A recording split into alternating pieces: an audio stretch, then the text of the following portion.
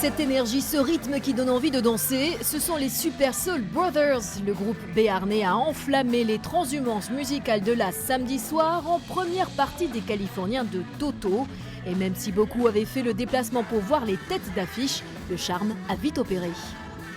Généralement, tu sais, quand tu fais des ouvertures comme ça, tout le monde attend plutôt ceux qui viennent derrière. Et là, il y avait quelque chose de puissant. On s'est senti porté parce que de suite, ça a adhéré. Les gens viennent, on les sent détendus.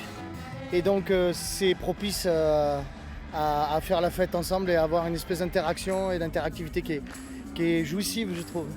Paris réussit donc pour la 28e édition du festival. Environ 5000 personnes étaient présentes samedi soir, autant que pour les Toulousains de Big Flo et Oli la veille.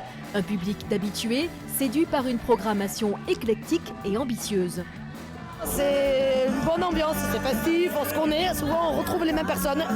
Et nous on vient pratiquement tous les ans. Moi c'est pas le premier que je fais, mais bon c'est l'été en plus, donc on en profite. Voilà.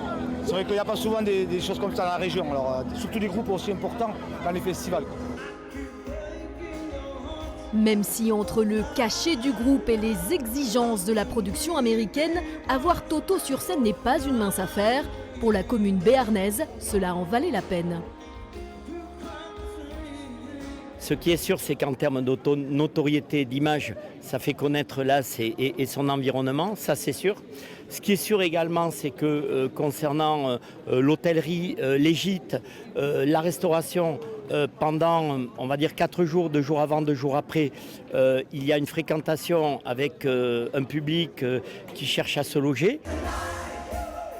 Budget du festival, 550 000 €. Quant à savoir qui créera l'événement l'année prochaine, le secret est bien gardé, mais la principauté de Las promet qu'elle n'a pas dit son dernier mot.